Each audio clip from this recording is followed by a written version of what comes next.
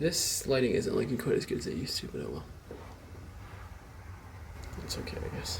What's up, everyone? I'm Layton Grit, and I know why you clicked on this video. But before we dive in, I'm giving away a Canon camera. Canon camera. If this channel reaches 1,000 subscribers by the end of September. So, subscribe, hit that like button, and share this video with somebody you think it would interest. And if I reach 1,000 subscribers by the end of September, you could win this Canon camera. Let's hit the intro.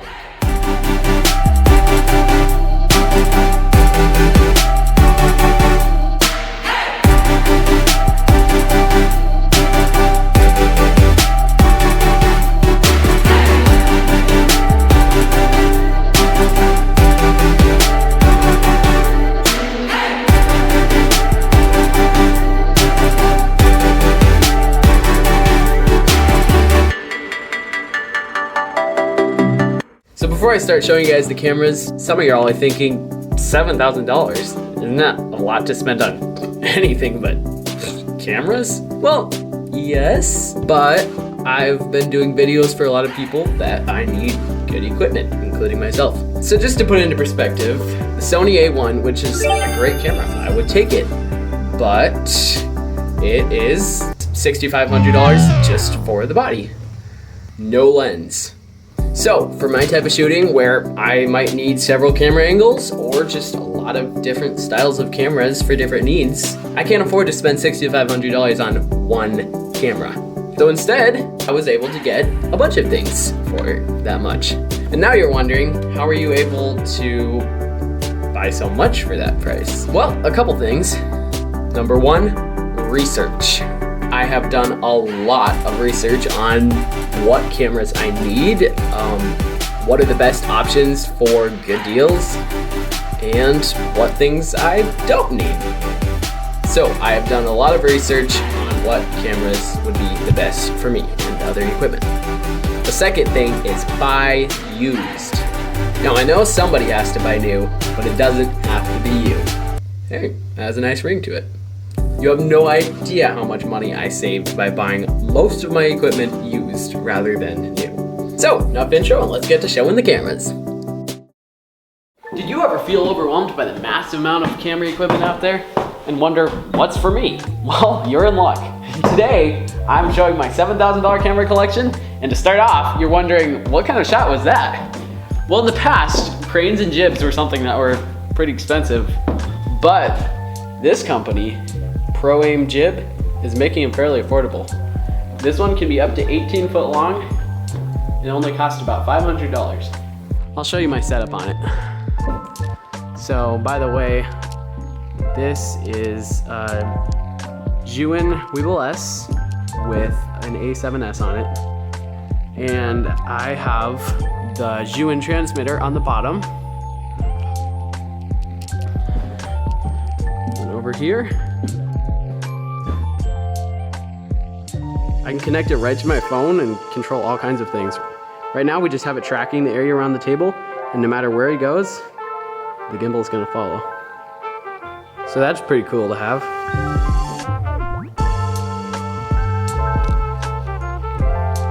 So before I talk about the rest of the equipment, I won't go in depth about everything. You can find a lot of other YouTube videos with more details about each thing. But I just want to show you each thing just a little bit, talk about what I use it for, what I don't use it for. So yeah, I won't be in depth about everything, but I just want you to know what I use these things for so that you can decide whether any of this is for you. So before I talk about this stuff though, the camera I'm filming on right now is the one that I'm giving away. And if you didn't catch it from the intro, I am giving till the end of October to win that camera. It's a Canon 2000D. And if this channel reaches 1,000 subscribers by the end of October 2023, then you could win that camera. So share this video, like this video, and comment below why you want that camera, and you could win it. The other angle I'm filming with today is this camera right here, and this is the Canon Rebel T6S.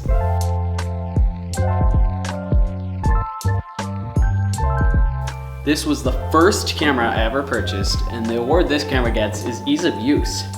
It has touchscreen and everything about it is just very intuitive. It also has a flip out screen, which is good for vlogging. And overall, it's just a solid camera. I will mention that all of the audio in this video is on this Rode VideoMic Go.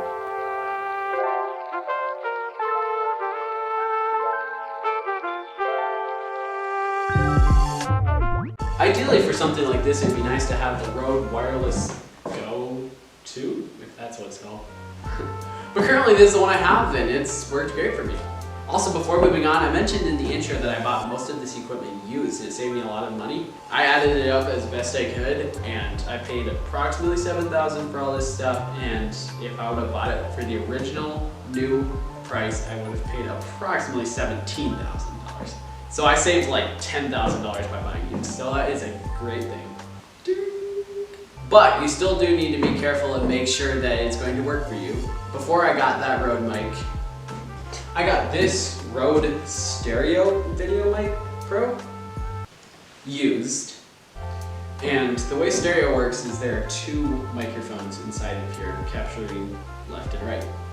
And one of the microphones does not work. So if you put on headphones, you only hear one side. So that's too bad. So make sure that the used product you're buying is going to work. Just a couple differences between these two mics. This one is stereo, that one is not. And this one is powered off of a battery, so if you see here, you can turn it on even without it being on the camera. But that one is powered right from the camera. So it's up to you what you think would be better for you, but for me, I almost prefer it to be powered straight from the camera, so you don't have to mess with separate batteries. Moving on to the next camera is the one I've been using to film some of the behind the scenes shots, and this is the Sony a6400. This was also one of the first cameras I purchased, and like the T6S, it does have approximately 24 megapixel photos, so I've used it for photography quite a bit, but it also has 4K video, which is nice.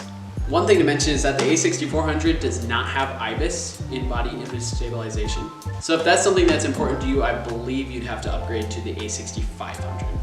This one also has a flip-up screen, but it's kind of a unique design.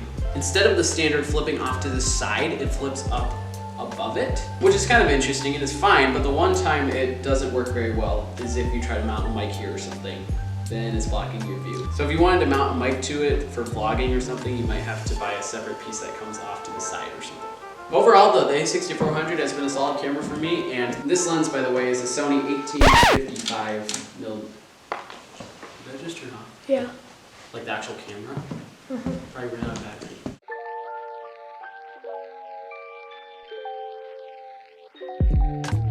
This little camera back here is also a Sony. It is the ZV-1F.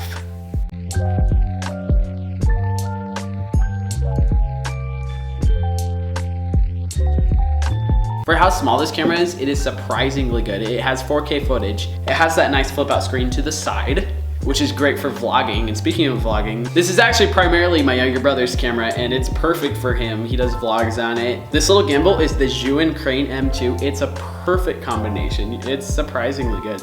And the camera, brand new, is only $500, so perfect for that $500 range camera. And you can get this gimbal around $100. So it's perfect for small cameras and phones. It's a great little gimbal too.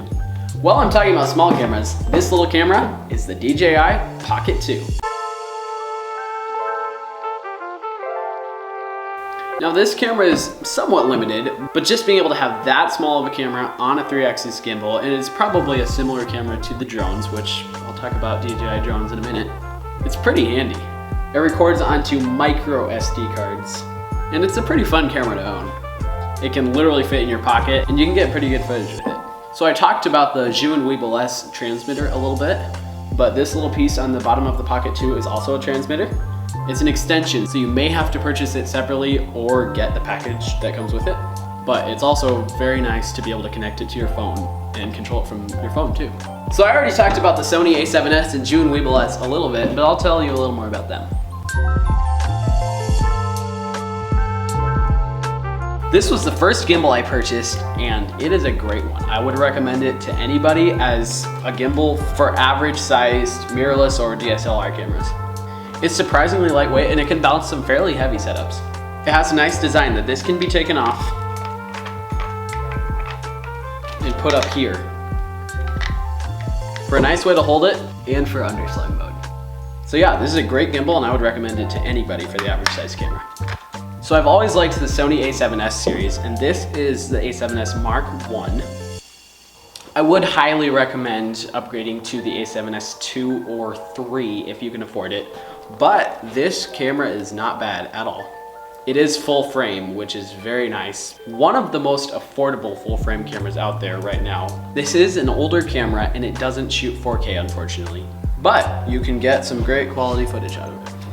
This lens is one of my favorite lenses. It's the Sony 50mm f1.8. And it is great for portraits and that nice blurry background. Highly recommend this lens. I know the ideal focal length for portraits is 85mm, but this 50mm does the job great. Next, I'll talk about my drones. I am a huge fan of DJI drones. I've had 3 of them now. My current Mavic is the Air 2. Now, I started out with the Mini 2, and I would still highly recommend that for anybody's first drone. It's got great 4K footage, and I used it for a long time with no problems. Unfortunately, I was taking footage of my church, and I was backing away from it, not looking at the drone. Bad idea, I know. And I hit a tree. Well, the funny thing is it managed to survive, and then without thinking, I tried to back away from the tree and hit another tree branch, and then it broke an arm. Well, long story short, we tried to fix it, but it's still not working the same. So investing in DJI care might be a good idea. But I upgraded to the Air 2, and there were a couple reasons that I upgraded instead of getting another Mini. For one thing, the Mini 2 does not have any log profiles. So if you want to get that really flat color profile for better grading in post, the Mini 2 does not have it. The Air 2 does. Also, the Mini 2 does not have tracking. This one does. So on your phone, you can just drag a box around a subject and it will track it for you. It's pretty nice. This one also does have more sensors, so it's always good to be safe. Also, the Mini 2 only has 12 megapixel photos and this one has 48 megapixels, so big improvement there. So yeah, this is a great drone. I just have a standard controller for it. I thought about getting the DJI RC, which is more of a smart controller. It has a built-in screen, which would be handy. Sometimes it's a hassle to have to put your phone on it. But currently, I think it's only compatible with the Air 2S, not the Air 2, as well as some other newer ones.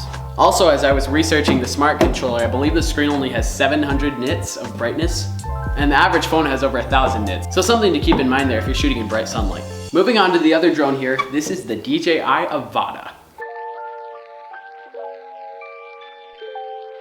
So if you know about drones, you know that this is not a normal drone. This is an FPV drone. And I actually tried out the DJI FPV as well, but it doesn't have the prop guards. It's a little larger. And I found that the Avata is perfect for me. So the Avata New actually comes with a motion controller rather than a standard FPV controller. And it comes with the newer goggles. So I actually purchased these separately. These are the older DJI V2 goggles, I believe. And this is their standard FPV controller. This is the perfect FPV drone for me and for other pilots who aren't as experienced with FPV drones. But my younger brother is actually a very experienced FPV pilot. He flies in only manual mode, doing all the tricks and everything, and I can't keep up with that. He actually has a YouTube channel called JMKFPV if you want to check out his insane stuff.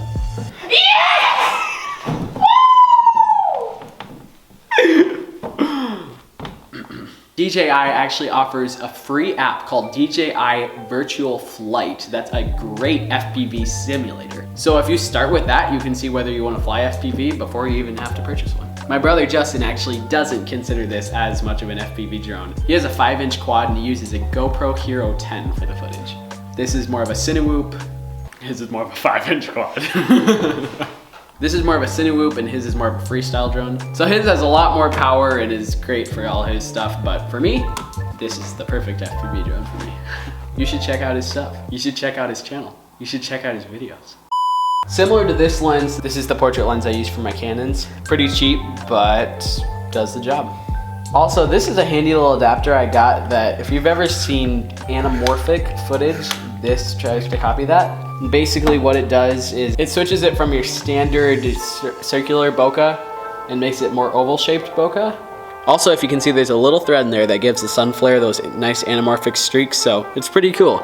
It's from a company called Vid Atlantic, and it's a handy little adapter. There's a link in the description below if you want to get that. Okay, these last two cameras I'm really excited to show you guys.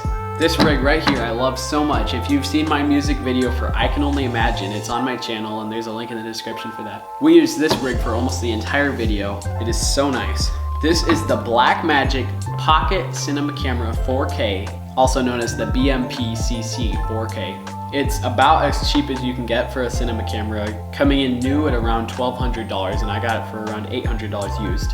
If you're looking for a cinema camera around $1,000, don't look past this. It is a nice camera. I could talk about the features on this camera for a long time, but I'll just talk about some of the ones I like and a couple that are interesting. First of all, there are 3 assignable buttons right at the top here. I assigned them as my zebra lines, my focus peaking, and you can turn an internal LUT on and off, so that's pretty cool. Also, something to mention about the internal LUT, there are lots of settings in here. It's touch screen, so you can easily go through them all. It's really nice. But there's a setting to basically bake the LUT into the log profile footage, if that makes sense. And I was thinking that might be handy if you get the dynamic range of the log footage and it looks normal for post work. But I was wrong. If you have that setting on that applies the LUT into the file, it's as if you don't even have the log profile. It doesn't have the same dynamic range. So just a little thing to throw in there. But yeah, it's really nice to have these 3 assignable buttons at the top to really easily get your settings.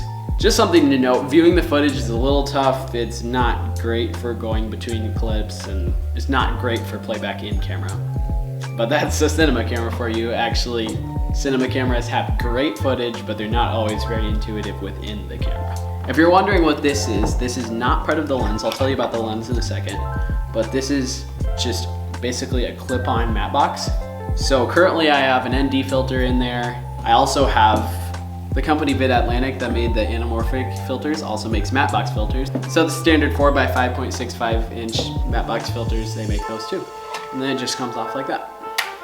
This lens is a Mikey, if that's how you pronounce it, T2.2 12mm cinema lens. So it's a really wide angle prime cinema lens. And if you know about cinema cameras and cinema lenses, it does not have autofocus, just manual focus. With cinema lenses, they go by T-stop instead of f-stop, so T2.2 would probably be pretty similar to an f1.8, but they say it's kind of hard to measure that. And this is a solid cinema lens, perfect for the Blackmagic Pocket Cinema Camera 4K. Next, moving on to the gimbal. This is the Fiutech AK4500. So one thing about the BMP-CC 4K is that it's kind of an odd shape. It's really wide, and so there aren't many gimbals that it works very well on. So I knew I needed a bigger gimbal to be able to hold this, but I wasn't sure which one, and there were a few different options. But I knew I wanted a ring grip gimbal, which isn't common for cheaper gimbals. It's usually something that's in the more expensive gimbals, like the Mobi Pro, which is a great gimbal. I would take it, but it's $6,500 just for the body. But I found this gimbal and it is a brilliant design. I knew I wanted a ring grip. It's nice to be able to mount things like an external screen if you want that, or external batteries, because the battery life on cinema cameras and on this camera isn't great. And I found this gimbal and I love it. It's a brilliant design that this handle right here can actually be taken off and used underneath as a more standard gimbal. But then this ring grip is sold as an extension, and you put it in there and you just screw the handle in here and you can hold it just like this, and it's really nice. It's also touchscreen, very nice. The toggle is a little touchy. It doesn't move very slowly. That was one complaint people had with it, that they wish the toggle would move a little more slowly, but overall it's a really smooth gimbal. And most of the time I shoot on follow mode anyway, so I don't usually use the joystick. Also, I mentioned that this camera does not have autofocus, so this gimbal in the Pro package or whatever also comes with a focus wheel, which is connected to this knob right here, and you can do focus pulling right from the gimbal. So if you can't tell, I love this rig. I would recommend this to people that want great footage. Moving on to my last camera, this is the Canon C100 Mark I. If you learned nothing else from this video, learn about this camera. This is an older camera, but I love it. This was the entry level to Canon cinema camera range about 10 years ago, and brand new, it sold for around $5,000 or $6,000. Now on the used market, you can easily buy it for $700 or $800. I mentioned earlier that cinema cameras don't usually have autofocus, and this one didn't originally either, but they offered this cool thing that you could send the camera into Canon and pay for an upgrade. They would add Canon's dual pixel autofocus to it, and if you buy one used, they usually tell whether it has that upgrade or not, and this one does, and let me tell you, it is good autofocus, and that's pretty incredible. One thing to mention is that it does only focus on what is in the center, so you'd probably still want to use manual focus if you wanted to do advanced focus, but it does a great job of focusing on what's in the center. So the resolution of this camera is kind of interesting because it's a 4K sensor, but it downsizes it to 1080p for the file. So I don't quite know how that works, but you basically get a sharper 1080p image. But for me, that's perfect because I don't usually shoot in 4K anyway, and the file sizes are a lot smaller that way. Also, this top handle records audio. There are 2 internal mics here, or there are 2 XLR inputs for any great mic. And there are a bunch of audio controls right here. It can auto adjust, or you can do it manually with the volumes and other settings here. So that is really handy to have. And it does have the standard 1/8" mic jack on the side here. So lots of options. And speaking of lots of options, this camera just screams ease of use. It is so easy to use. There are buttons all over. Focus magnifying, focus peaking, zebra lines, white balance, ISO, shutter speed, just a ton of options right at your fingertips. It is so nice. Also on this side handle thing, there's your record button there, there's a record button here, there's a record button on the top handle. Just everything about this camera is just so easy to use, full of options. All of this equipment is great, but this might be my favorite camera. It is so nice. Also, I love this lens. This makes for a great combination. This is a Sigma 18 to 250 millimeter lens. Incredible range, great autofocus with the dual pixel autofocus. Just everything about this setup is great. This is a nice Kaira tripod off Amazon. There's a link in the description for that. Just, I love this setup. Well, I hope you found this video helpful, guys. Thank you so much for watching. If you want to see more camera and music videos, subscribe. And don't forget about that Canon camera giveaway. If this channel reaches 1,000 subscribers by the end of October 2023, you could win a Canon camera. So thanks so much for watching, guys, and see you later. Now I have to edit this. In DaVinci Resolve.